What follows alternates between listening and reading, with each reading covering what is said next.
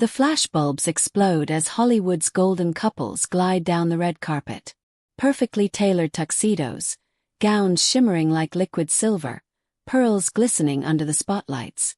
They smile for the cameras, pose with practiced ease, and embody the American dream of love and success. To the world, they are more than just actors. They are symbols of romance itself, larger-than-life proof that the magic of the movies spills into real life. But what if those fairy tale marriages weren't always built on love?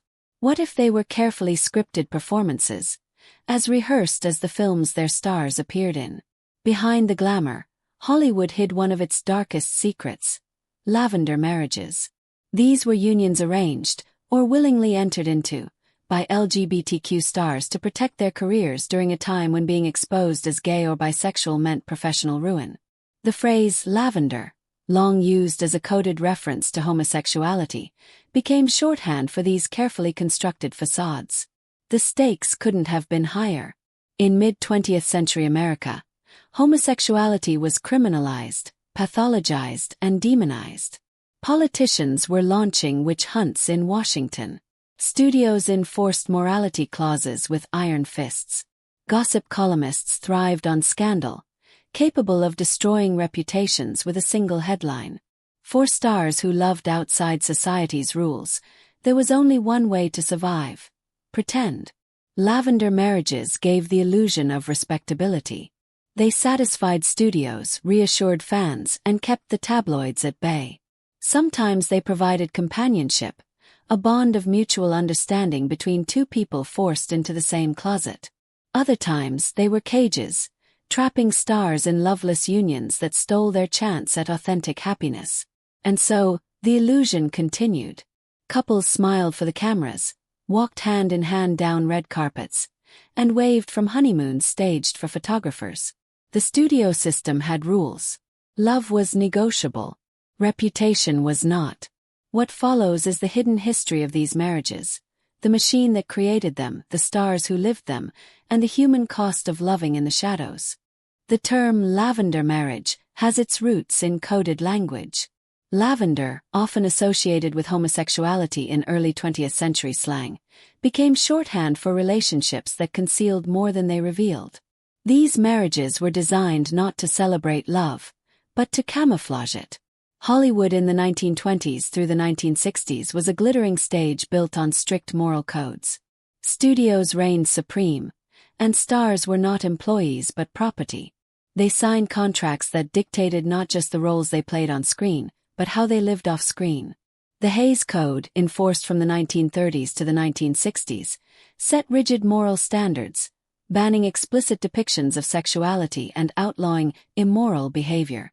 These rules extended beyond the screen into the personal lives of stars. Studios knew that scandal could sink box office numbers, and they worked tirelessly to present their stars as paragons of virtue. Enter the gossip columnists. Hedda Hopper and Luella Parsons, two of the most feared women in Hollywood. Their columns reached millions of readers and could make or break careers overnight. Both wielded enormous influence, often partnering with studios to plant or suppress stories. A whisper in their columns could spell the end of a star's career, especially if the whisper involved homosexuality. Against this backdrop, lavender marriages became survival tools. For LGBTQ stars, the risk of exposure was too great. A same-sex relationship, if revealed, could mean blacklisting, public disgrace, or even legal action. A heterosexual marriage, even if hollow, provided a shield. It kept studios satisfied, fans adoring, and gossip columnists distracted. But not all lavender marriages were purely transactional. Some provided companionship and mutual understanding. In certain cases, both partners were LGBTQ and agreed to marry to protect each other. These arrangements could offer stability and even affection, if not romance. In contrast, some unions were orchestrated entirely by studios, contracts written as coldly as business deals. The line between genuine love and contractual arrangement was blurred. Some stars found themselves genuinely caring for their partners, even if the marriage wasn't built on passion. Others lived lives of quiet misery, bound by obligation and secrecy. In every case, Lavender marriages underscored one painful truth. In Hollywood, authenticity was a luxury few could afford. The fear that permeated Hollywood in these decades was not unique. It mirrored the Lavender scare in Washington, D.C., where government employees were hunted and fired for suspected homosexuality. In both politics and entertainment, the message was clear. To be gay was to be dangerous, untrustworthy, and unemployable. Studio contracts often included morality clauses, giving executives the power to terminate careers if stars engaged in immoral conduct. The definition of immoral was elastic, stretching to include anything that threatened the carefully crafted image of heterosexual normalcy. For LGBTQ actors, it meant living under constant threat. One misstep, a photograph, a rumor, a careless night out, could end everything. Gossip magazines thrived on this atmosphere of fear. Publications like Confidential specialized in scandal, often outing stars in thinly veiled exposés. Even mainstream fan magazines played their part, eagerly publishing stories of studio-arranged romances while quietly hinting at the eccentricities of certain stars. It was a dangerous game of suggestion and silence, with careers hanging in the balance. Studios became adept at managing the press. They arranged dates, staged photographs, and, when necessary, orchestrated entire marriages to keep up appearances. A star rumored to be gay might suddenly appear on the arm of a leading actress at a premiere, their chemistry rehearsed for the cameras. If rumors persisted, a wedding might be arranged, complete with magazine spreads and breathless coverage of the couple's love story. For the stars themselves, secrecy became a survival tool. Many led double lives, carefully compartmentalizing their public and private selves.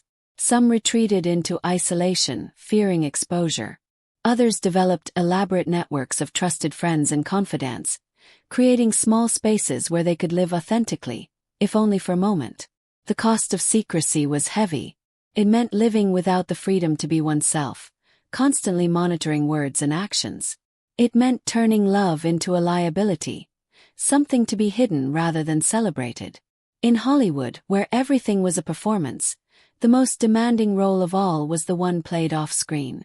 The concept of Lavender marriages might seem abstract until we look at the stars who lived them. Their stories reveal the complexity, pain, and sometimes resilience hidden beneath Hollywood's glittering surface. Rock Hudson and Phyllis Gates. Perhaps the most famous example is Rock Hudson, the matinee idol whose rugged good looks made him the ultimate leading man of the 1950s. Hudson's marriage to Phyllis Gates, his agent's secretary, was arranged at the height of his fame. To the public, they were the picture-perfect couple. Privately, it was a different story. Gates later claimed she genuinely loved Hudson, while others suggest she was manipulated into the marriage by the studio. The marriage lasted only 3 years, collapsing under the weight of secrets. Decades later, Hudson's AIDS-related death in 1985 forced the world to confront the truth he had been unable to share while alive. Rudolph Valentino and Jean Acker/Natasha Rambova. Silent film star Rudolph Valentino was dogged by rumors about his sexuality throughout his career. His marriage to actress Jean Acker famously ended on their wedding night, when she locked him out of their hotel room. His second marriage to Natasha Rambova was turbulent, often described as more of a creative partnership than a romantic one. Valentino's rumored bisexuality and the controversies surrounding his personal life fed gossip columns, and shaped his enduring legacy as a star whose off-screen life was as dramatic as his films. Cary Grant and Randolph Scott. Few Hollywood friendships have inspired as much speculation as that between Cary Grant and actor Randolph Scott. The two lived together off and on for years, photographed lounging casually at home in ways that suggested more than simple camaraderie. Studios responded to rumors by arranging public marriages for Grant, but the whispers never faded. To this day, their relationship remains a subject of fascination, a symbol of the blurred line between friendship and love in Hollywood's closet. Dorothy Arzner and Marion Morgan. Not all Lavender unions were between men and women. Director Dorothy Arzner, one of the few women to thrive as a filmmaker in early Hollywood, shared her life with choreographer Marion Morgan. Though never publicly acknowledged as a couple, their partnership endured for decades, a quiet testament to love sustained in secrecy. William Haines and Jimmy Shields. Perhaps the most inspiring story is that of actor William Haines. When pressured by MGM to end his relationship with his partner, Jimmy Shields, Haines refused. As a result, he was blacklisted and his film career ended. Yet Haines built a new life as a successful interior designer, and he and Shields remained together for 47 years until Haines's death. Their story is a rare example of love triumphing over Hollywood's demands, though at the cost of a brilliant film career. These examples illustrate the many forms lavender marriages and hidden partnerships could take, from studio-enforced contracts to quiet, enduring bonds. They remind us that behind every smiling wedding photo and staged publicity shot was a human story, filled with complexity, sacrifice, and resilience. Hollywood in its golden age wasn't just a place where movies were made. It was a finely tuned machine, one of the most powerful image factories the world has ever seen. At its core were the studios. Giants like MGM, Warner Brothers, and Paramount, each controlling not only the films but also the lives of the stars who appeared in them. These studios didn't simply cast actors in roles. They scripted their entire existence. From the clothes they wore to the people they dated, everything was engineered to protect the brand and guarantee profits. And at the heart of that control was one of Hollywood's most ruthless weapons: the manipulation of marriage. Take MGM, the biggest and most glamorous studio of them all. Nicknamed more stars than there are in heaven, MGM prided itself on producing flawless images of beauty and romance. Behind the curtain, though, its publicity department worked overtime to keep scandals buried. If whispers spread about a star's sexuality, executives would quickly move to stage manage a solution. That solution often came in the form of a marriage, carefully arranged, heavily publicized, and designed to silence gossip. Actors weren't asked if they wanted to participate. They were told. A marriage wasn't a personal choice. It was a contractual obligation, a line item in the business of selling illusions. Warner Brothers was no different. Known for its gritty crime films and tough guy leading men, the studio understood that masculinity sold tickets. That meant any suggestion that one of its stars was less than the rugged hero audiences adored had to be crushed. Warner executives leaned on their actors, arranging dates, planting stories in gossip magazines, and sometimes even coercing them into marriages that looked good on paper but were empty in reality. Paramount, too, relied on its PR machine to craft stories of whirlwind romances, spontaneous engagements, and picture-perfect weddings, all while carefully hiding truths that would never have been tolerated in the harsh moral climate of the time. The public relations departments were the true puppeteers of Hollywood's golden couples. They arranged photo ops of stars strolling hand in hand through the park, cuddling at the beach, or kissing at glamorous premieres.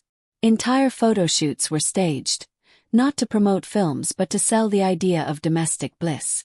Fan magazines ate it up, printing spreads that showed America's favorite stars as devoted husbands and wives, lovers destined to be together. For fans, these images were proof that the magic of the screen extended into real life. For the stars, they were another script to memorize, another role to play. Contracts reinforced the illusion with brutal precision. Many included morality clauses that dictated a star's conduct on and off screen. If a studio suspected an actor of homosexuality, they could demand a cover marriage to erase suspicion. Refusing wasn't an option. Contracts gave studios the right to suspend or even terminate careers for disobedience. The cruelty of this system was that it stripped stars of autonomy over their most intimate choices. Marriage, the most personal of commitments, became a tool of corporate branding. Behind the scenes, studios also maintained close ties with the gossip columnists who could make or break reputations. Hedda Hopper and Luella Parsons weren't just journalists. They were unofficial enforcers of the Hollywood machine. In exchange for scoops and exclusive stories, they often turned a blind eye to certain scandals, so long as the studio delivered a juicier narrative to distract readers. Deals were struck in smoky backrooms. Suppress a rumor about one star's secret life, and in return, print a glowing piece about another's supposed romance. It was a dangerous dance of secrets and favors, all orchestrated to maintain the illusion of moral perfection. The cruelty of the studio system was that it left stars with no say in their own lives. They were groomed, molded, and displayed like products on a shelf, with personal happiness sacrificed to protect ticket sales. To love openly was to risk everything. To resist the studio's demands was to be blacklisted. For many, the only option was to surrender, to walk down an aisle with someone they didn't love, smile for the cameras, and play the role demanded of them. In the end, the studio machine wasn't just making films, it was manufacturing lives.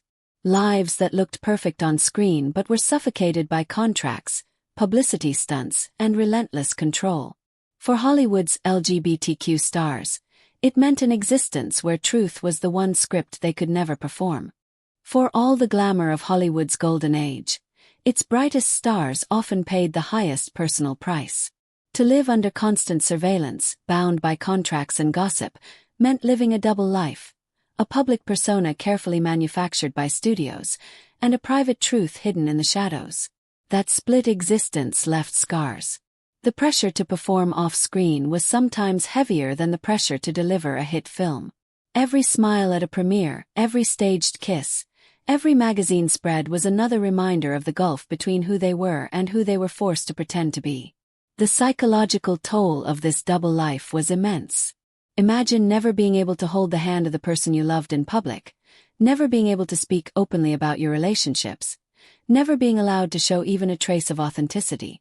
Actors and actresses who spent their lives under Lavender marriages often described feelings of isolation and depression, trapped in arrangements that satisfied the public but left their hearts empty. The irony of being adored by millions yet unable to be known for who they truly were became a heavy burden. Relationships, too, often buckled under the strain. Many Lavender marriages were marked by distance, secrecy, or even hostility. Some partners understood the arrangement and cooperated out of necessity, but others felt deceived or used. Rock Hudson's marriage to Phyllis Gates, for example, collapsed within a few years, with Gates later expressing both heartbreak and anger at the truth she came to realize. For others, the marriages lasted longer but remained hollow, leaving both parties unfulfilled and alone even in the same household. Meanwhile, genuine LGBTQ love was systematically erased or criminalized. Two men who shared a home were passed off as roommates. Two women who built a life together were labeled companions. These euphemisms stripped their relationships of legitimacy, denying them the recognition that heterosexual couples took for granted. Hollywood's silence was not just about protecting careers, it was about erasing entire identities, reducing love to rumor and friendship to scandal. Some stars simply couldn't endure the pressure. The weight of secrets drove many into alcoholism, drug use, or self-destructive behavior. Actor Ramon Novarro, once considered a rival to Rudolph Valentino, lived his later years haunted by the gossip that followed him and struggled with alcohol as he retreated from the spotlight. Others, unable to cope with the dissonance between public image and private truth, took their own lives. Suicide notes and whispered stories told of despair born not from lack of fame or money, but from a life lived in silence. Even those who managed to keep their careers often carried quiet tragedies. Friends and lovers had to be hidden, introduced as assistants or secretaries. Partners were excluded from premieres, award shows, even funerals, because their very presence risked exposing the star's truth. When Rock Hudson died of AIDS in 1985, it forced the world to confront his sexuality, something he had been unable to do while alive. His death was a moment of revelation, but also a reminder of the years he had spent performing not just for the screen, but for society.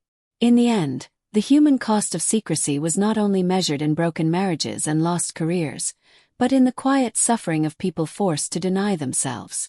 Hollywood's golden image came at the expense of its stars' humanity. Beneath the gowns, tuxedos, and red carpets were men and women who longed for the simplest things: honesty, companionship, love without fear. But in an era that equated truth with scandal, they had no choice but to keep their hearts locked away, hidden behind the glittering masks of stardom. By the time the 1960s rolled into the 1970s, The carefully constructed facade of Hollywood's golden age had begun to crack. The social revolutions of the era, the civil rights movement, the sexual revolution, second-wave feminism, were all reshaping the American landscape. Silence, once seen as protection, was beginning to look like complicity. The public was changing, and so too, slowly and unevenly, was Hollywood. One of the most striking examples of this shift came in the story of Tab Hunter, the all-American heartthrob groomed by Warner Brothers in the 1950s. With his blonde hair, dazzling smile, and boy-next-door charm, Hunter was marketed as the ultimate teenage crush. But Hunter was gay, and his secret life was kept carefully hidden by the studio machine. In 1955, when a scandal sheet tried to out him after a police raid at a gay party, Warner Brothers scrambled to protect him, immediately pairing him in photo ops with starlets and planting romance stories in fan magazines. The cover held for decades, but by the 1970s, the grip of the studios had loosened. Later in life, Tab Hunter reclaimed his story, publishing a memoir and speaking openly about his sexuality. What had once been unthinkable, an actor acknowledging his gay identity, became an act of liberation. The shift wasn't just about individuals. On screen, subtle cracks appeared in the form of coded storytelling. Under the restrictions of the Hays Code, open depictions of homosexuality were banned, but filmmakers found ways to smuggle in subtext. Characters who were never explicitly labeled as gay nonetheless carried signals, clothing choices, mannerisms, lingering glances, that queer audiences could recognize. These coded depictions allowed queer people to see themselves on screen, even if only in shadows and hints. By the late 1960s, the Stonewall Uprising of 1969 marked a turning point. LGBTQ activism surged, and silence was no longer the only option. Activists like Frank Kameny, who had spent the 1950s fighting his dismissal from government service during the Lavender Scare, were now calling loudly for visibility and rights. The political tide was shifting, and with it, the cultural climate that had once demanded lavender marriages as a condition of survival. Still, the transition was slow.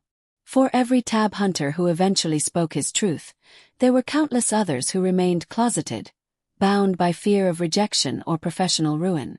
Even as the old studio system collapsed, the weight of decades of secrecy lingered. But the cracks were there, widening with each passing year. What had once been unspoken was starting to be whispered, and eventually, those whispers would grow into voices too powerful to silence. Today, the legacy of lavender marriages looms large in the history of Hollywood. These unions, forged out of fear and necessity, shaped not only the personal lives of stars but also the culture of an industry that prized illusion above truth. The fascination endures because they reveal the stark contrast between the glittering surface of Hollywood and the hidden realities beneath. For film historians, lavender marriages offer a lens into the way Hollywood constructed identity. Stars were not just actors. They were products, carefully packaged and sold to the public. Marriage, one of the most intimate human decisions, became a marketing strategy.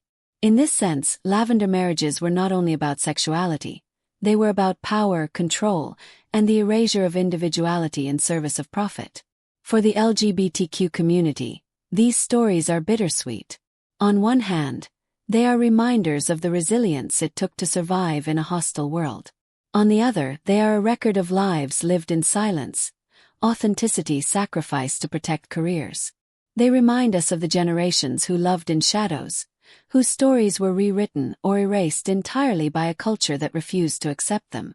The impact on film itself was profound.